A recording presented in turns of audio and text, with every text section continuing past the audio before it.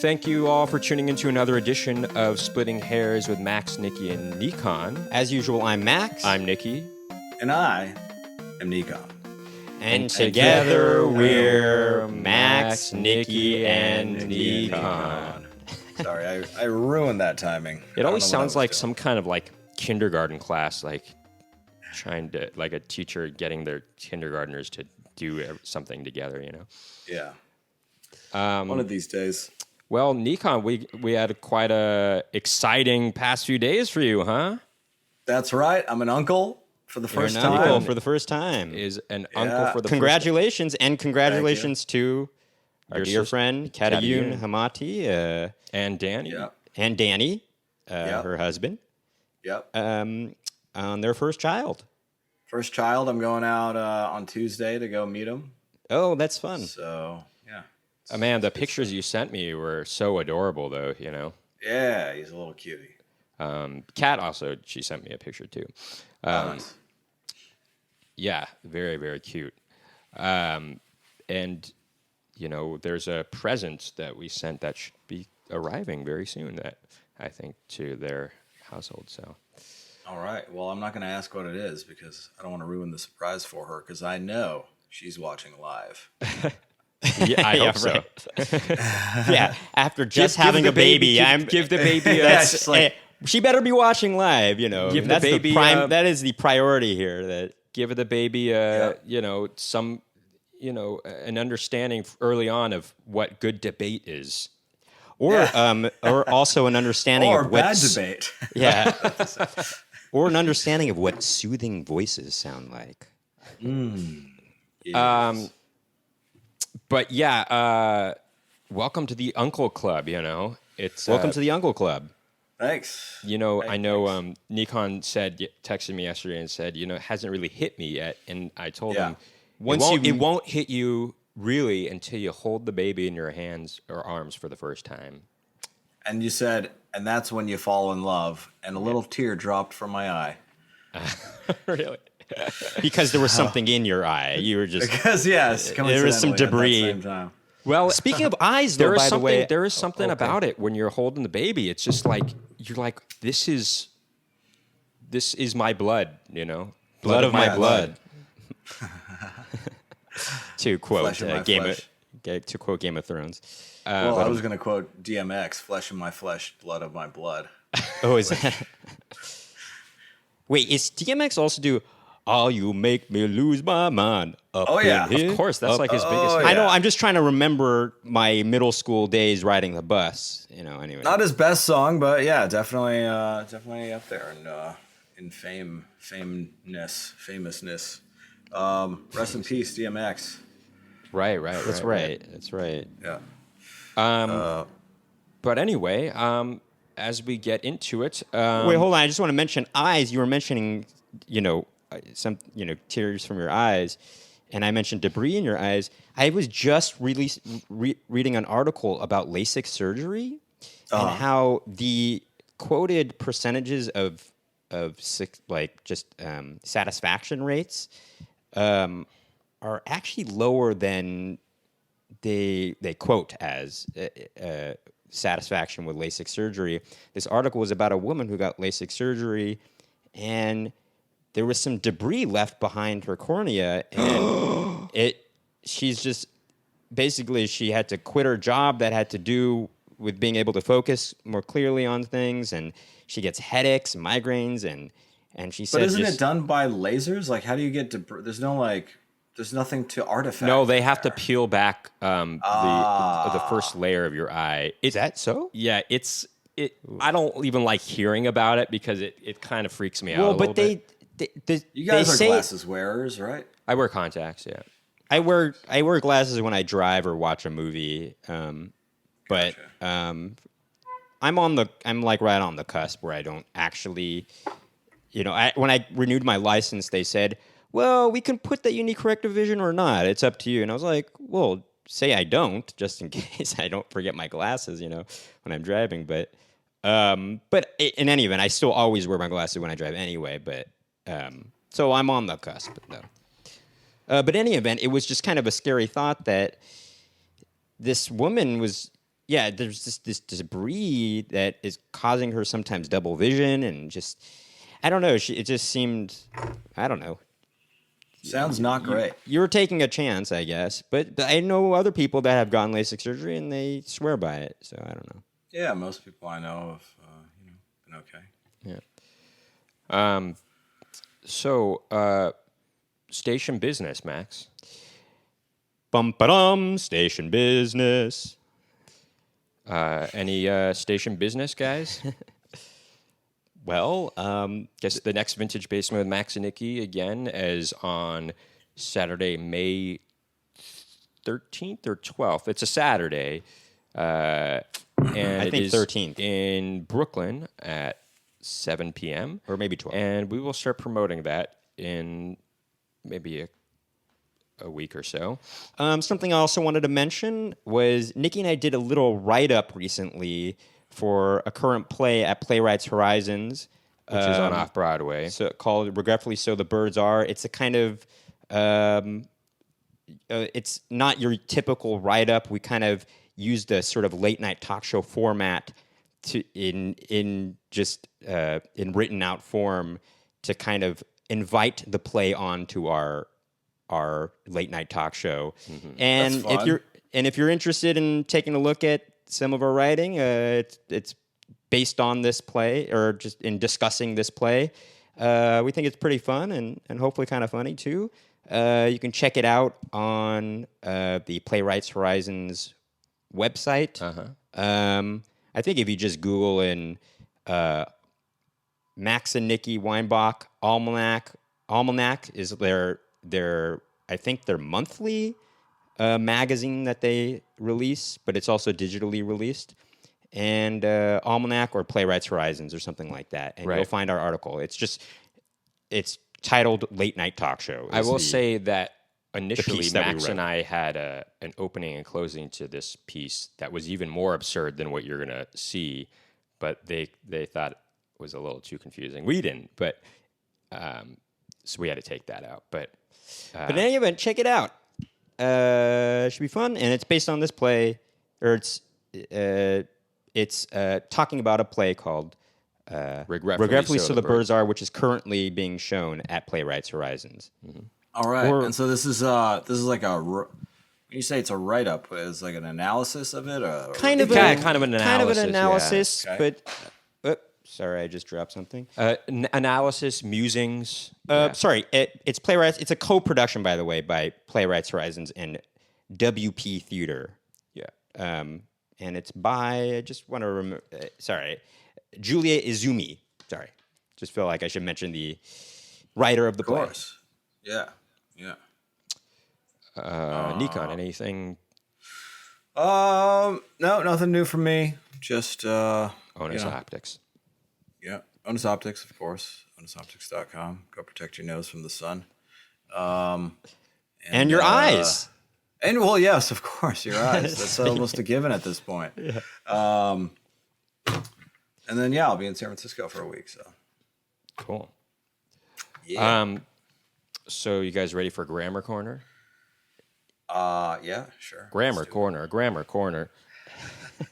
I've got something. You do. I do. You know, before this podcast started, For a change. I asked Nicky, do you have anything for Grammar Corner? He's like, I don't know. Well, I guess he found something. I got something. All right. Let's hear it. Now, this may make me come across as pretentious or snobby. In case he hasn't already come off that way. The first time ever. But hey, it'll be good for the baby if they're listening. Yes. Learn some grammar lessons. So sometimes I'm reading a paper or something, and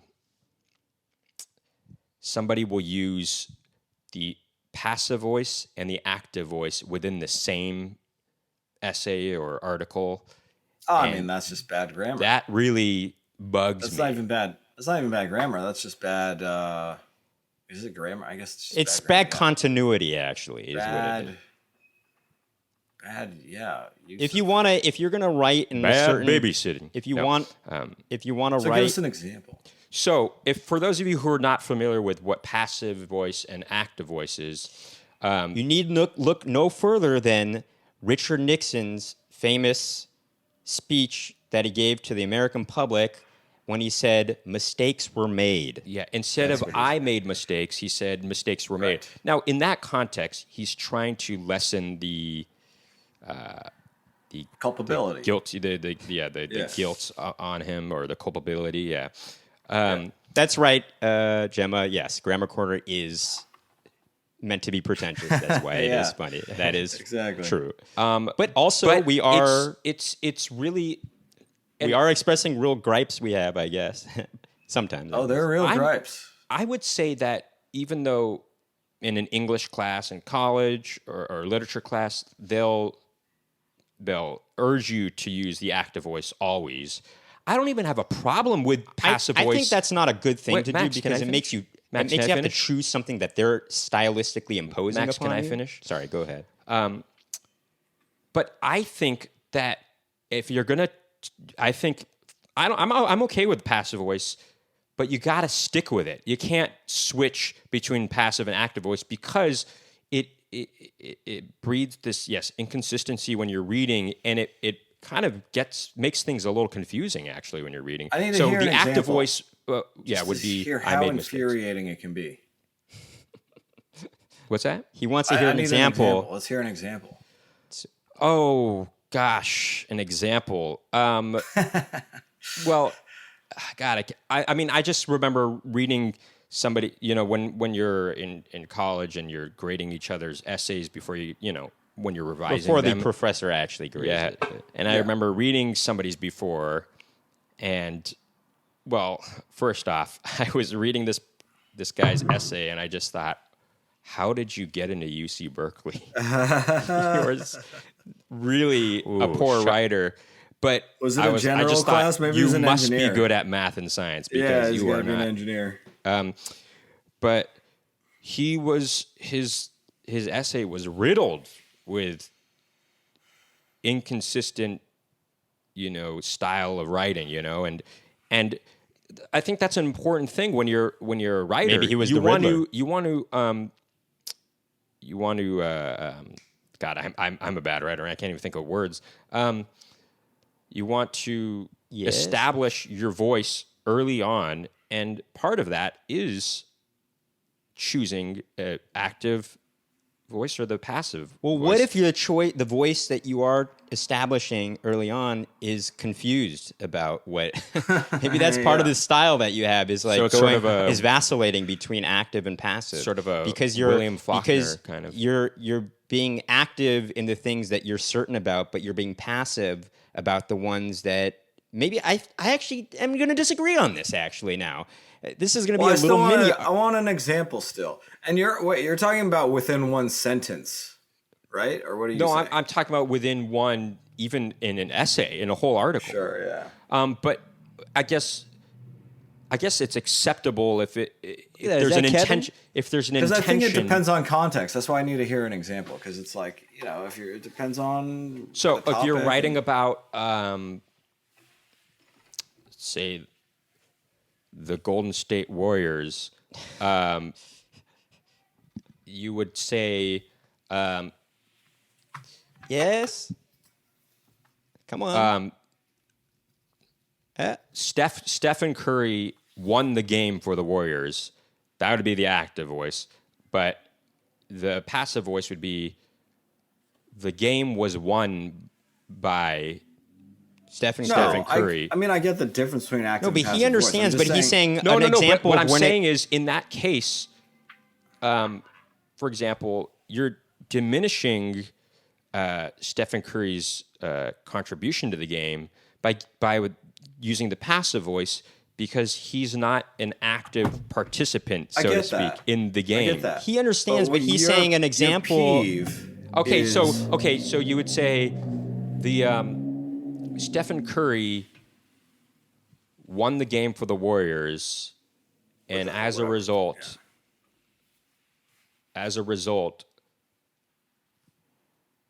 the tournament was succeeded by the Golden State Warriors. Succeeded or something by the like Golden State Warriors. I mean, this is obviously like an extreme example, but I'm trying to think of like a perfect example. Because you're talking about two agents, two subjects. Well, that was a bad example. Well, I don't know about. Well, yeah, sure, kind of. Not really, actually. I mean, I don't know. I think that's a little weird, actually, to be honest, because you're not. In that scenario, I do have a problem with that, actually, because there's something inconsistent about your writing. A scenario where I feel like it would be okay is if it kind of had to do if you're injecting your own kind of self within the context of the writing or something like that. Then I feel like then it's okay. But something that's sort of factual like that, where the tournament was won by the Golden State Warriors because maybe you are, baby. because Stephen Curry scored many baskets for his team. Right, Max. That's a good example. There's something in that case. There's something imbalanced, and you're making it clunkier than it needs to be. And in essence, in that particular example, Max, I think you should try to avoid the passive voice at all costs. I think because if you were consistent with just using the passive voice, the game was won by the Golden State Warriors because many points were scored by Stephen Curry. That sounds weird, as opposed to the Golden State Warriors won the game because Stephen Curry scored a lot of baskets. I mean, that is simpler. It's not as clunky as Max said, and it in turn it actually sounds less pretentious. I think using the passive voice makes you sound a little more pretentious. For those of you just tuning in, this is Splitting Hairs with Max, Nicky, and Nickon, our weekly podcast. And we split hairs over everything. Yes. And right now we're splitting hairs over grammar, which is a segment that we have usually. It's called the Grammar Corner. Yeah. Anyway, do you understand, Nickon, how I understand. I'm not like sold No. on But do you it. understand why I would get annoyed in that certain situation? No. I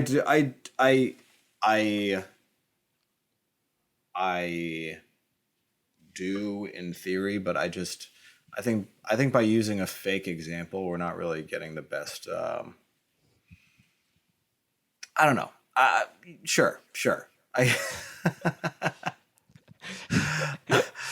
want to know what those. I can't. I want to know what the paragraph was that really pissed you off. That's what I'm trying to get to. I can't it's not one particular thing. It's something that I've noticed in general.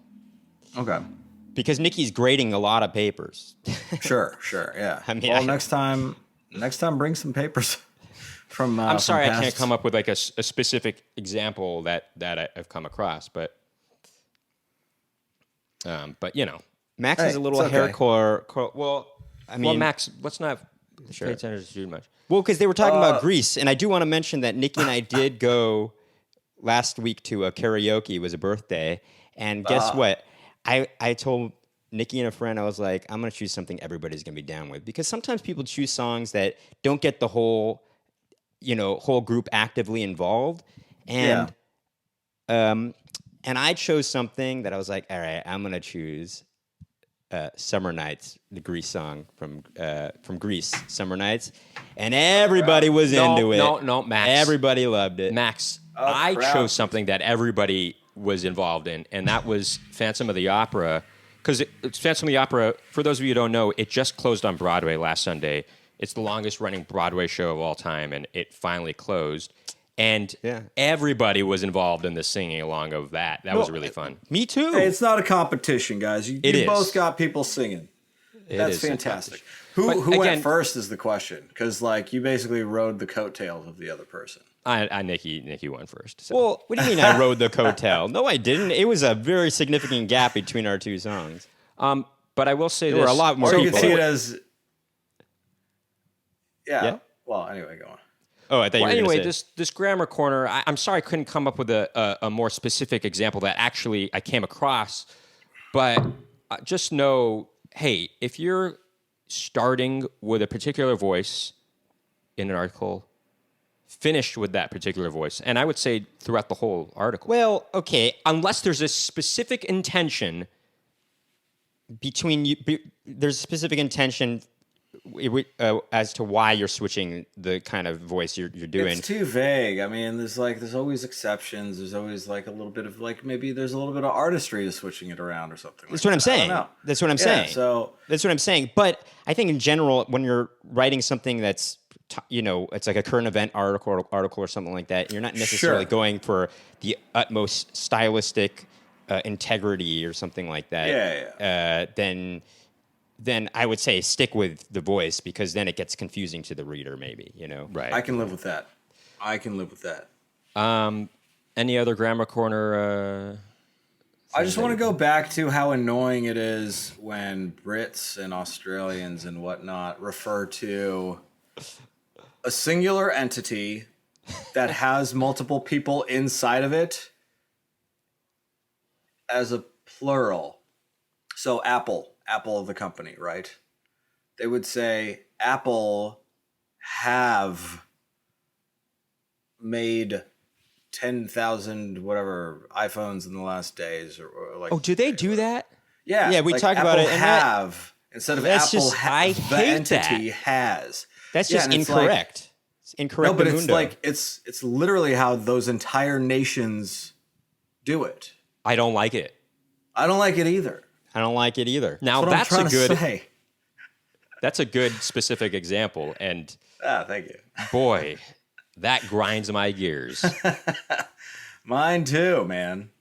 All right. Well, we only have a little bit time on the Zoom. Do we want to? So, talk about I would topics? say let's talk about a topic here. Okay. So we had a couple of topics in mind, guys, for our main Nickon, topic. the way you look right now, you kind of seem sort of early to mid '90s hip hop, kind of. Oh, you think? Huh. Well, you got this thing that's kind of tied on your with head right the here. bandana. Yeah. That's what I'm talking Tupac about. Thing. Yeah, that was a Tupac thing for sure. Well, I mean, Tupac and a lot of other guys too, but Tupac is I mean, the image that comes to mind for me, from a personal standpoint, is Tales from the Hood, the movie from the mid '90s. Right. Well, yeah. I think that is imagery that is consistent with that film. Let's find out. Well, but yes, Tupac did do that too. Who do we think? Let's just switch Zoom what do we think? accounts or Zoom sessions right now. No, I think let's or just play it out. I should say not just hip hop, but also a whole community at large. That was a popular stylistic choice, and probably meant other things too. I come to think about it. So there was other reasons for it. The topics that we have in mind for today, for today's larger debate, are best decade for film. That's one. And then what was the other one? Well, there's the appropriation one. There is the appropriation one. For the pros and cons of appropriation, let's call it. Okay. Sure, but there's the traveling one. How traveling. We all kind of agree that traveling has its challenges, but I think it would be interesting if one of us just chose. Well, I can easily debate for traveling too, but we'll ruminate on that for a minute as we change our Zoom. I was relaying to the Instagram audience how I had pretended I was a member of the press when I went to the Cannes Film Festival so I could get free passes to see the movies. It mostly didn't work, actually. How did you actually. pretend? My dad Other than actually, my dad was a journalism major when he was in college. Oh. And I don't know what he did, but he wrote me a letter saying I worked for his sort of fake company, I guess. And it got me a badge to get into the Palais, which is where people hang out when they're not watching a movie. But that's pretty rad. How did I get a ticket, you ask? Well, I got a ticket because there would be these people that would just show up in front of the Palais. Palace is what that stands for. And it's not an actual palace, though. I know, but that's what they would show up in the middle, in front of the Palais, and they would have a bunch of tickets to go see these movies, and they would just start passing them out for free to everybody. Well, and so that's why it's oversold. Yeah, right. That's the whole point. But I do want to say, we're choppy again, I guess, apparently. Out of curiosity. You're fine now, but it's just every once in a while it gets choppy. Right. For like a second or two. Yeah. Yeah.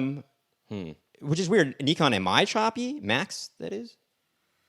I mean, like I said, it's only for a couple seconds, and I'm not really paying attention. Okay, gotcha. Like, all right. Well, whatever. Let's just keep going. If it's choppy, it's choppy. That's just how it goes. All right. So on to the. That was choppy right there. That's choppy. You just what I just said? Up. Yeah, you chopped up just now, Nicky. You chopped up big time right there. Actually, you're frozen now, Nicky. No, I'm not. Oh. Well, yeah, you're choppy big time. Chopped right up now, big time. Oh gosh. But it's okay. Now, Wait, now he's you're a good. boy to All right, do. all right, let's get it out. Well, what's up with that? That's weird. Well, you guys will just know. have to deal with the choppiness, unfortunately. Who's your provider? Yeah, I guess so. And, Optimum is our provider. And if you want to watch the video in a non-choppy way, wait till we post it on YouTube. So- Main topic. Okay, let's get Let's get do down the to movie business. decades. Let's do do the movie Movie decades. Yeah. Movie All right. decades. Cammy already We're gonna proposed do- the 80s, but we're all going to do a sort of free for all on this one. there won't be a moderator for this one. Yeah, because I mean, yeah, like yeah. All right. So, I'll start. I think the 70s are the best decade for film, without a doubt. I mean, you got major Are you doing your studios- opening argument right now? Just say the thing that. Okay, the 70s. 70s. I'm gonna go with the 90s, and it's just because I have a specific perspective on things. So, Nicky thinks the 70s are the best decade for film. Nickon thinks The the 90s are. And Max, what does Max think? Boy, it's kind of hard to say. In theory, I would say Nicky's right. 70s are the best, but some of my favorite movies are from the 80s and first half of the 90s, for sure. And actually, and I do think there are certain things about the latter half of the 90s where film started to get bad for many reasons, or at least Hollywood film. But there could be, once in a while, some gems in there. We'll save examples for later, but... So pick a damn decade. Well, for the sake of argument, let's just say for the sake of argument, even though I don't really feel this way, I'll choose the 80s. Okay. And I like for it. those of you I like just it. tuning in, this is the Splitting 70s, Hairs with 80s, Max 90s. Nicky and Nickon podcast. Right. And today we're debating the best what about decade the 60s, for film. though? What about the 60s? Oh, hey, I could have easily have picked the 60s, actually. Shucks. Should I choose the 60s? No, we'll stick with the 80s. We'll stick with the 80s. Okay, so basically it's 70s for Nicky, Nickon is 90s, Max is the 80s. Okay. And we'll chime in with some other decades in there as well. We'll see. Don't make any promises. Well, I'm definitely going to talk about some other The reason decades. why I think that the 70s is the best decade for film is Hollywood, even the major Hollywood production companies were backing these almost independent style movies and a lot of character study films. There was a lot of character study films going on in the 70s, and like But Five a lot Easy of them Pieces. haven't aged well. What's that? A lot of them haven't aged well. A lot of them are just boring. No, I that's think not the. Let me look. I would say the Last Picture Show, you would never see a Hollywood production company, a major Hollywood production company, back that kind of film today, and that is one of the best movies of all time. Is that a good thing? Last Picture Show by Peter Bogdanovich. I do want to guys. give a little bit of history here, and this already started happening in the 60s, but there was something called the Code era, the Hays Code. The Hays Code, which was in place in Hollywood from about the early 30s to till the 60s, and in the 60s and even in the late 50s, at least some directors like who directed the Jimmy Stewart film with the lawyer film. Oh, Otto Preminger. Otto Preminger. Yeah, but what's the Anatomy of a Murder. Anatomy is of what Murder. Max is But referring to. he started instilling into his movie. He started putting into his movies subject matters that were considered maybe taboo at the time. I mean, but were maybe topical or socially aware. That film is talking about rape and also the lawyer. Jimmy Stewart plays this kind of morally ambiguous character. Some directors started injecting into their films some subject matter that was considered taboo. But in the 70s in particular, you started seeing a lot of directors saying, no, we're not going to do this anymore. We're not going to abide by this stupid code anymore. And they started adding nudity into their films. They started adding foul language. Well, they started adding subject matter that was more intense and maybe risque. And for that reason, maybe that's why Nicky thinks the 70s are better, because you didn't have these limitations imposed upon you. There was a lot more freedom. No. I just want to give a little bit of history here. Now, with Max, that said, Max, I didn't finish though. Okay, go ahead. That's the point though. The 70s was the decade for film where directors had complete control over their films for the most part, and there was no inhibitions for where they could take artistically where they could take their films. Even a film like Alice Doesn't Live Here Anymore, which is Scorsese's first Hollywood production, that is still a kind of a masterpiece film, and it's that's definitely, you can separate a big Hollywood production film like E.T. and that kind of film. That kind of film is a character study, and I don't know. You just had I don't know. There was more risks being taken because there were a lot more new voices in film like that were pushing the envelope, pushing the boundaries of what film could be. It was more experimental. Well, and then, I mean, even in the mid to late 60s, like with Blow Up by Antonioni, that was more experimental. Is this your opening argument? You're just rambling on about everything now. All right, sorry, that's I'm done. Okay. 70s. But just to 70s. I do want to say, even though I am arguing for the 80s on this, just to give a little bit more history here, production studios started investing money into these directors. New Hollywood is what they called it. New Hollywood directors. And then at the late 90s, in the late 70s, they began to see sort of excesses from these directors. And a good example of that was, it's Heaven's Gate. Is that what it's called? The movie, Nicky? The kind of notorious film by the same... It's it is. Same director director as The Deer Hunter, which had won the Best Picture for the year it came out. And so the production studios were like, okay, let's give him a good amount of money. Michael Cimino or Cimino, right? By the way, and then the film Heaven's Gate was a big box office failure, and that was just one film, as I guess, but a notorious example of Hollywood saying, okay, we got to take back some control here from the directors, and so they enforce more limitations, and the producers started taking over somewhat of the artistic visions of the films.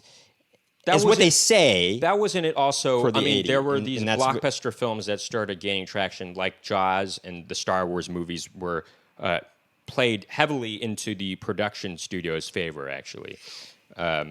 Sort of, but they were... But sorry, anyway, Max, you didn't explain why you like the 80s. Okay, but anyway, let me just say the 80s, but here's the thing about the 80s. We're talking strictly about Hollywood, though, and in the 80s, you started to get these really what I feel like modern era independent film started to grow because of the 80s, where you had Jim Jarmusch and the Coen brothers, and Spike Lee. They all started thinking, well, we don't need Hollywood actually to make our films. Let's just do it ourselves. And you kind of had this DIY kind of mentality that created some really awesome films that really were... And my argument for the 90s is that that's when that really hit its stride. Sure, when you had Paul Thomas Anderson coming onto the scene, Tarantino coming onto the scene, Richard Linklater. all of these, and then also speaking to the directors from the 70s and everything that you already mentioned, they were truly becoming like Goodfellas was like, that was 1990. I'm looking at websites for some supporting information because I'm not an encyclopedia like you guys. But here's the thing: the main reason I've chosen the 90s is because, as this is my curmudgeonly corner now. I hate this whole kind of like ranking decades and like, it just becomes here are 5 movies that I like from this. Look, Nickon. 1994 is one of the best best years for film. I mean, if you look at the best picture nominees, it was Pulp Fiction, Forrest Gump, Quiz Show, and The Shawshank Redemption were all nominated that year. All of those really great movies. Also, Four Weddings and a Funeral, which is not as good. But those you guys four films, really are encyclopedic about this stuff. Could you imagine? Well, the funeral part, though, I think is the best part also, of that movie. Anyway. That same year, The Hudsucker Proxy came out, which is one of my favorite movies of all time, which is by the Coen brothers. But go on. Yes, I do want to... Cammy's talking about John Hughes. I didn't finish the thought, though. I think these things are stupid and annoying, and I hate them, but I'm doing it because it's whatever. It's fun. I agree. No, Nickon. Max, but let me finish the thought. I've chosen the 90s. Stop interrupting Nickon. I thought that was the end of your thought. I thought that was the end. I've chosen the 90s because, as arbitrary as all of this, ranking decades and all that kind of stuff, like, every decade is going to have its great movies, and every decade is going to be very embarrassing and doesn't age well. Like, it's going to have movies that are embarrassing and don't age well. But the 90s are the decade where we really, came online, like, from a mental standpoint. America Online. Yeah, well, yes, there's that too, but like, it's like when we started to figure out like what the world was about and who we were as people, and I think that I think it's pretty common for that decade for whoever you're talking about, for that decade to be their favorite decade for media in general, movies, music. I don't know if that's I can quibble with that. With the caveat that if that's what you grew up with. Because of course. Well, no, because like I have a sense that you guys grew up with more like, more of a family where you were watching like older movies. Well, here's the thing.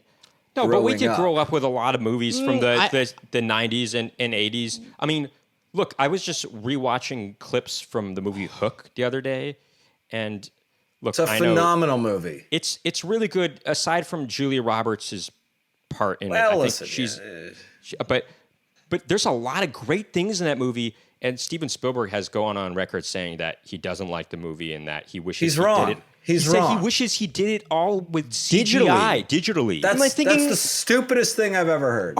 Stupid? It shows how out of touch he is. How you replace Robin Williams and Dustin Hoffman? But look, Dustin Hoffman is what Hook. I say.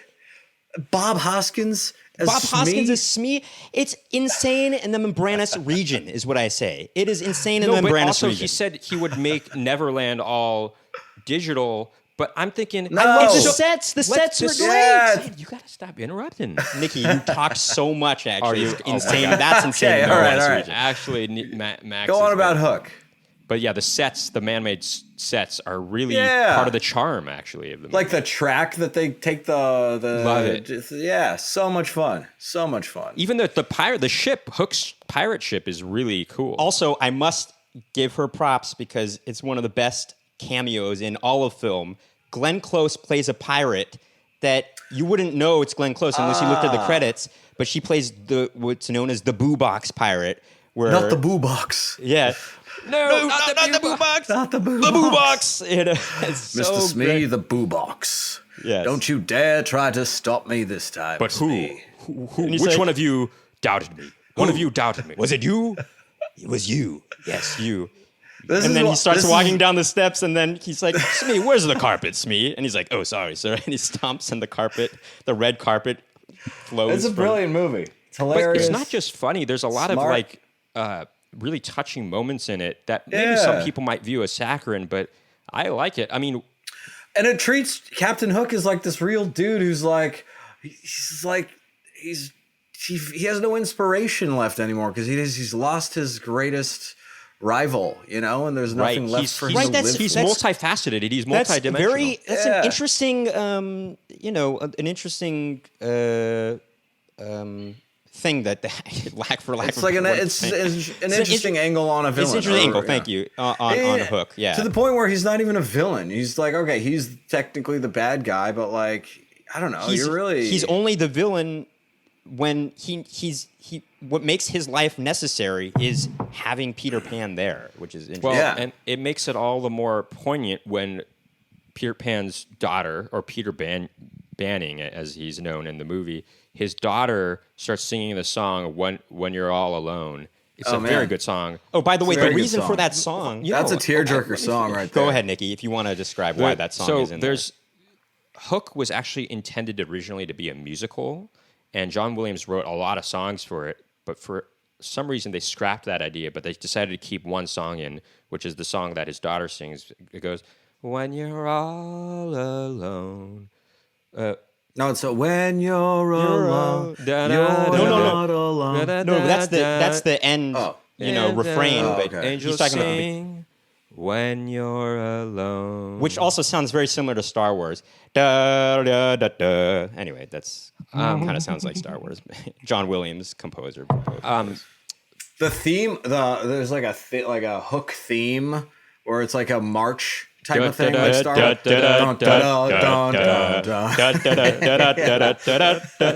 Nicky and I know this. It's like it's really good. In my brain. It's really good. And John Williams is he's a master. He knows what he's doing. That guy knows what he's doing. There's a song. Wait, hold on, Max. I wanted to say something about that song "When You're Alone." The scene when she sings it's so quiet except for her singing, and you see even Hook get touched by the lyrics of that song. When you're all alone, it's kind of hitting him in of course. With the idea that he's all alone, really, And so is Jack, and so is Peter. Everybody's alone right now. It's great. It's great. Anyway, sorry, we went off on this tangent, but hey, and this is again my problem with this type of thing, where it's like, well, or what are we just going to spend the next hour like talking about different movies we like? I don't know. Well, I guess you're right. Well, it is kind of ridiculous. The Hollywood Reporter came out with their best movies of the 2000 of the millennium, the new millennium. Yeah, and there's so many. Just that list all of itself, it's just infuriating to see. I mean, they're living off so many things, and I just think, what's the point? This is kind of stupid, Although I will say the good point about it is it did introduce me to some titles that I didn't know about. That's the only good thing about it. That's what's good about it. That is a great thing about it. It is. But I will say... Trainspotting is another movie I like from the 90s. Okay, I just want to say, somebody mentioned John Hughes films, 80s. They are really good, and they got this. It made a lot of people that were teenagers in the 80s, they finally gave them a film that, oh man, this is something I'm going through. This is maybe I'm able to relate to this. The underdogs, they're being talked about. Molly Ringwald became this champion of, the outcast, somebody that was not the popular kid, and we're making a film about this person. And it made people identify with it, and that was cool. And The Breakfast Club, I mean, you had all these different characters that came from, you had the nerd, you had the jock, you had the rebel, you had, and in that movie, Molly Ringwald is the popular, princess type, Well, I would say that. I don't know. That's kind of cool, and it really shows the perspective of these teenagers, and it takes them seriously. It's funny, and comedy was cool. It's funny that we were about to speak, and then Max interjected again, like we thought he was taking a pause. Well, and then we were about to speak, and then I stopped speaking because I was like, "Oh, Nickon wants to say something," right? And then Max. Wait, I need to finish my point. I just need to finish my point. Is it took these teenagers as and what they had to say seriously, and not only that, I mean, that was more of a dramatic thing, but also comedically too. It took them to be like, oh, hey, we can do teenagers in a funny way too. Ferris Not Bueller's funny Day Off. haha though. Okay, all right, It's man. not funny haha. Ferris It's funny Bueller's Day Off. chuckles. Ferris Bueller's Day Off. Ferris Bueller's Day Funny Off is funny chuckles. funny ha for sure. It is funny. Jennifer ha. Grey is so I guess funny I in gotta that revisit movie. it, to be Oh my honest. god, she's hilarious. And Mr. Rooney and his assistant are hilarious. No, that movie No, they're is great. They're great. hilarioso. I wouldn't say hilarioso. I think it's more like Oh, it's one of hilarioso. those- No, it's I hilarioso. wouldn't say hilarioso either. I would 'cause say hilarioso for sure. But back to okay, so my whole argument for the '90s is that I feel like that was the decade where you got the best of both worlds in terms of indie like voice and autonomy in some way, with bigger budgets because they were being taken seriously, and you had the Weinstein Company. well, no one doing has a Miramax lot. at the time. Miramax, Miramax. films, yeah, doing a lot to facilitate that, and Sure. I don't know. Can I talk about? Wait, hold Okay. on, Max. Go ahead. I wanted to say this, man. Just first of all, it's funny that Max was like, "What are you talking about? You're always interrupting me," and we just let Max just talk for a long time. Well, because just I now. never really got to say. I feel like I was bringing on. No, but Max, I had Wait to a talk minute, are you about- guys twins? you went on for a really long time, Nicky, but And you were anyway- rambling before. As Nickon noticed, we he should said have you were rambling. we should get those chess timers that we That'd be stop cool. just so we can keep track of how much time each person talks. We played time and, chess when we were in middle school. Actually, Did you? All right. we had a timer. Actually, Do you still have it? Well, anyway. It's in Los Angeles. But anyway, Okay. what I wanted to say about movies like John Hughes movies and movies from the 80s is, even though I only lived a couple years in the 80s and I really grew up in the 90s, I will say that these movies from the 80s, it makes you feel a nostalgia for things that you didn't even experience. There's something about watching a John Hughes movie that you feel nostalgic for a time that I didn't even live through really, and that's an interesting aspect of the 80s anyway. But also, go ahead. So Nickon, did you have something more to say about the 90s and your defense of the 90s? No, it's just again, I just think it's gonna come down to Fargo. I liked Fargo a lot. What about you guys? It's just going to come down to Fargo. Fargo. It all Yeah, I know, comes down but to you're Fargo. not. You're taking into account the independent film directors. You're not taking into account the Hollywood productions. I mean, Oh man, Michael Bay. Okay, Michael Bay. Say what you will about him, but he made some pretty rad movies in the '90s, and then everything since the '90s, The Rock and Armageddon. That's all I need to tell you. And actually, Bad I don't Boys. know about those. I'm talking about big budget blockbusters. Okay, that are yeah, I'm- freaking satisfying. And Okay, I think sure. I do think that was the last. I think that was the last of the. And wasn't it Terminator 2? That was in. That's true. That was That's James Cameron's end best of film. debate. Terminator 2. It Okay, actually but might be the only. It's one of the few sequels that's better than the part one. Actually, Yeah. okay, definitely. but end of debate. But what about Back to the Future 2 or Back to the Future 1? End of debate. look, there were No, you're great right. Hollywood Back to the productions in both decades. Look, I will say yes. There were. Look again. We could just keep arguing and saying, "Oh, what about this movie? What about this movie?" That's true. But I will say something about the '90s, and this is more the latter half of the '90s. Is Okay. things. I'm talking about big budget movies. Yeah. They started to overuse music a lot. I know we talked about that a lot in the past. and it's but made fun of in other movies. yeah, you know? and you start to see that. I would say definitely in the latter half of the '90s, you start to see these Hollywood productions start to, and it's like playing down to your audience to emotionally cue you into how you're supposed to feel, and it's not just insulting on an intelligence level, but it's also intrusive. It's like, why are you ruining this beautiful moment with this music? And it's sappy music.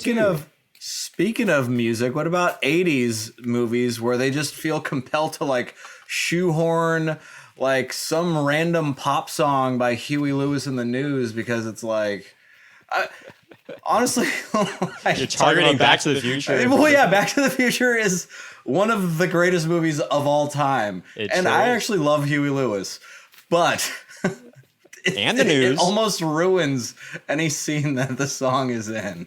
What are you But, talking about? That is not true. I don't agree with that. you Actually, at all. it's not overused in that music, and also he was He's in the movie. Actually. he's in the movie. No, but he was Is in the movie. he was hired to write a song for the movie. I mean, what's wrong with that? No, there's nothing wrong with it. I just think I don't know. It just dates it. Look, That's all. I don't You agree guys- with that. I don't think it dates it. Look, I think it's gonna go back It's, in time. Isn't that how No. Yeah, and the Power of Love. Yeah. Power of Love? Power of Love. Also, you did a few, but yeah. hold on, Max, come on, give me Well, a I just chance made here. Karate Kid 2. Was I mean, Karate Kid? Yeah, was that Karate Kid? Was Part the first 2. one in the 80s? That's the Glory of Love. Yeah, The Glory of The first Love. one was in '84, I believe. Karate Kid 1. Like a knight in shining armor. Well, also has "You're the from a Best long time around." ago. Oh yeah. Nothing's gonna ever keep me down. But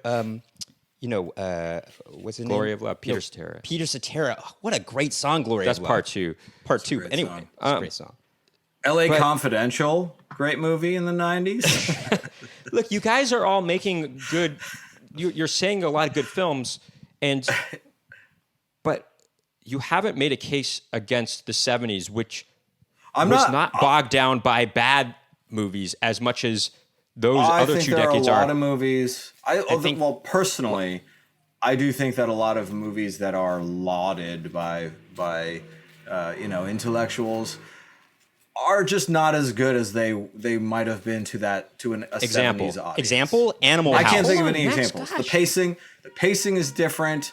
Yeah, I mean, they pay less attention to certain things that we care more about in a character.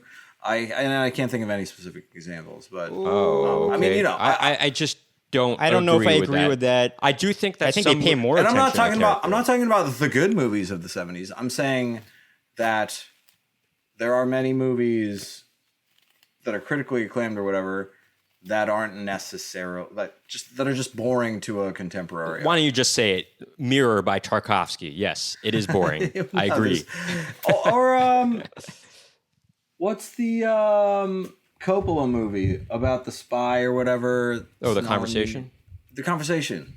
What is that? That's a What is great that? movie. What are you talking It's about? not a great movie. It is It's so not a great good. movie. It is great. I disagree with that. I got to revisit that too. I just remember watching it and just being like, I get it. There's like some technical cool feats with the audio, but like, ugh, That's not why I don't care. I just thought it was intriguing, and I just thought Intriguing, sure, but like the pacing and the pacing was great. The approach to I don't know.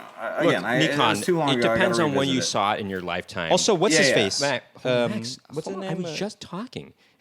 Okay, go ahead.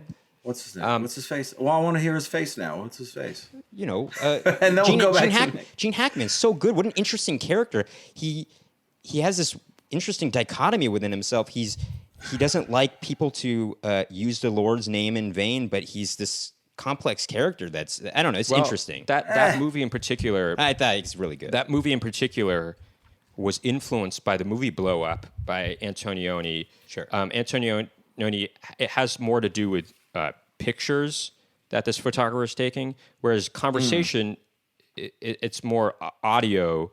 Right. And what's funny is there's a movie called Blow Out by Brian De Palma with John Travolta, and that was it's almost kind of very similar to The Conversation. well, both are similar to... But Blow Out is obviously influenced by Blow Up, even in the title of the name. But what I wanted to say was the 90s, I think you're not thinking about the second half of the 90s, which had a lot of... That is when music started being overused in movies. Yes, they had great movies, but if you look at a movie, for example, like Titanic, it is so sappy largely because of the overuse of music. I also just think it's a sappy story. But, But anyway. if there weren't this overuse of, not only is the music overused, but the music itself is sappy. The music by James Horner, Well, there's also the... and also the Celine Dion stuff. I love mean, that song. I love that song. I'm going no, on you record. I just can't. In get front of behind all it, of I'm our sorry. friends on Instagram. I love that song. I will pick that at karaoke. You should be ashamed of yourself. Any night. Well, no, don't say that. Don't I'm say just that. joking. I'm just Yeah, joking. you Hey, can you say can that. like the Hey. song if you want. No, you can.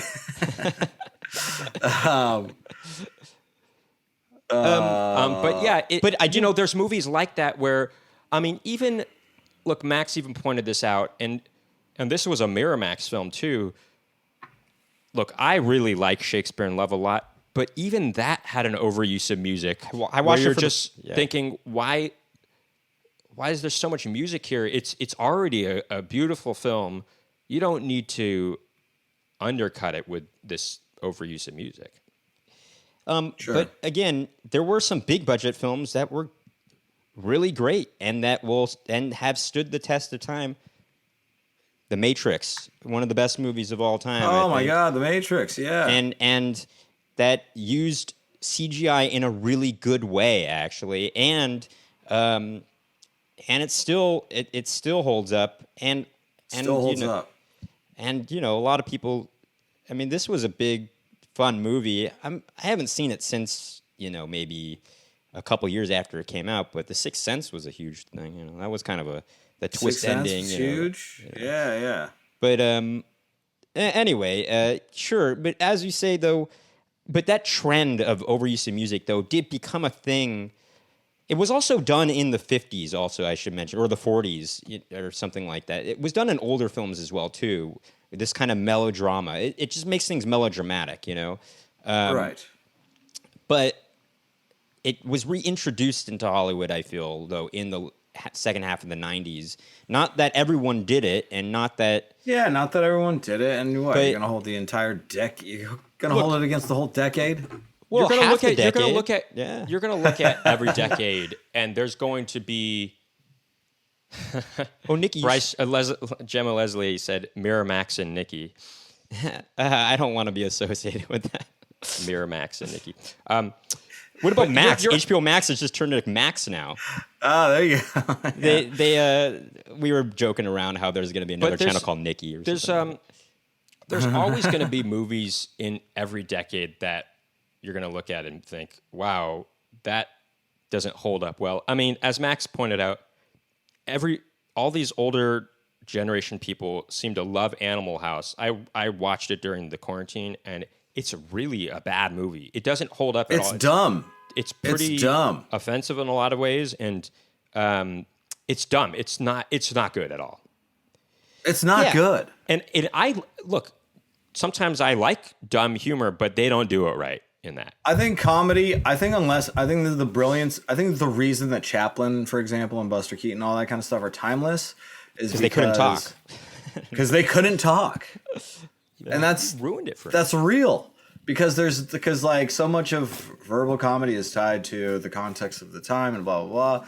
And you lose so much like when you lose that context, it's hard to relate to the intended humor of something from decades I ago. agree with you for the most part, but I will bring up the Marx Brothers as an example of Smart, a group of comedians where they do talk in their movies, and their movies still hold up really well. In fact, it's mind-boggling that they were so popular because their humor was so ahead of its time. I mean, some of their stuff gets so absurd and silly, and you just think, I can't believe people in the 30s could even relate to this sense of humor, because the Marx Brothers, in a lot of ways, are kind of like Stella, or just something really absurd. You would Modernly absurd, like something you Sure, would see yeah. in Wet Hot American Summer. I mean, it's just that's what it seems like. Sure, but I will say some of our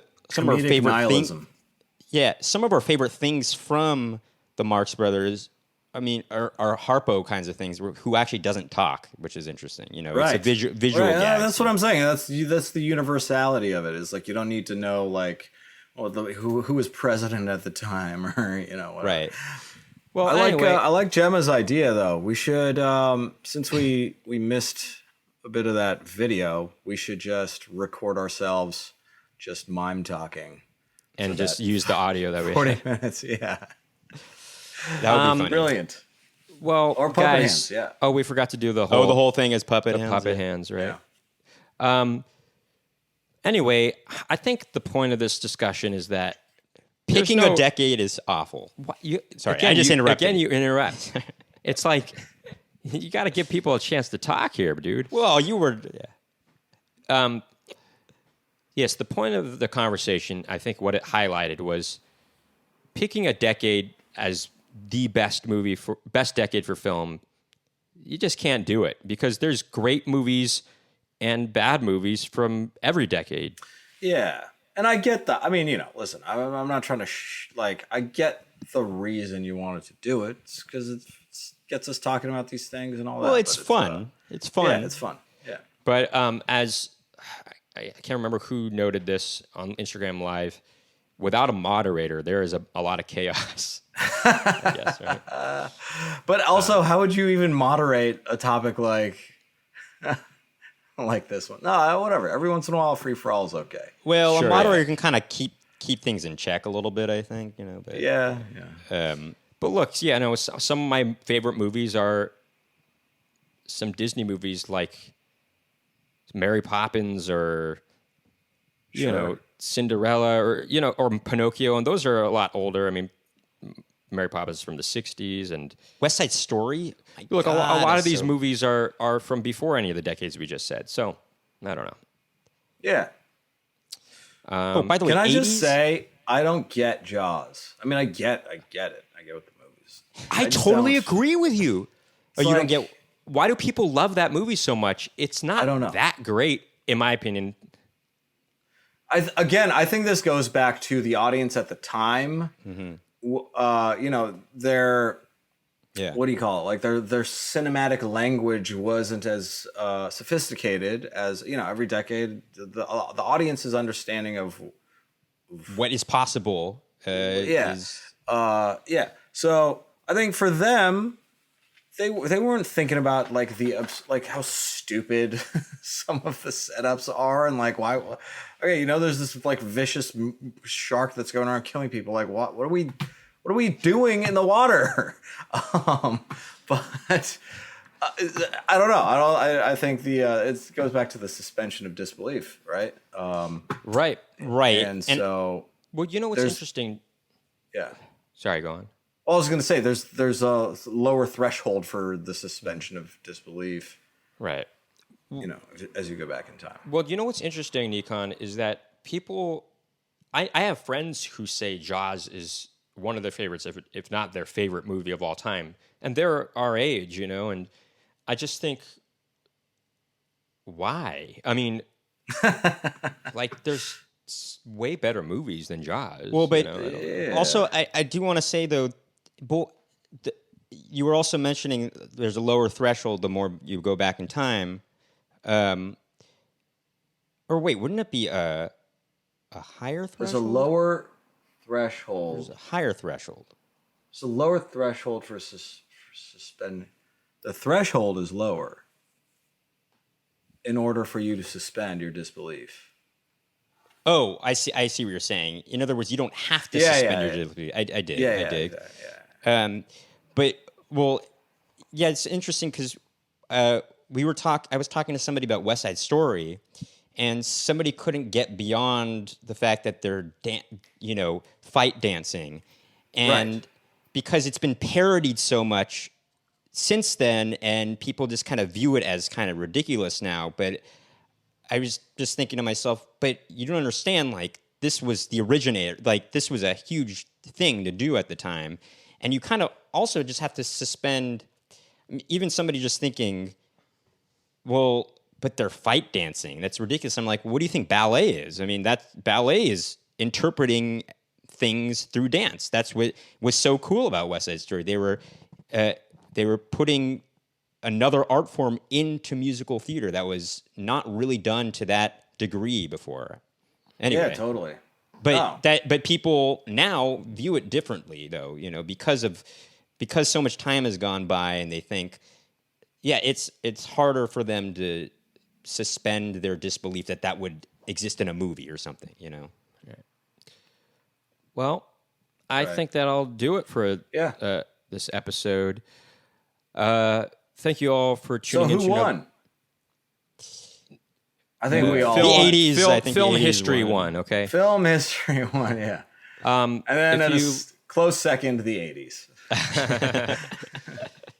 If you like what you heard and saw today, make sure to hit that subscribe button on YouTube and make sure to rate and review us on any podcast platform that you're listening to us on. And thank you for tuning in to another edition of Splitting Hairs with Max, Nicky, and Nickon. Keep tuning in. Yep, that's right.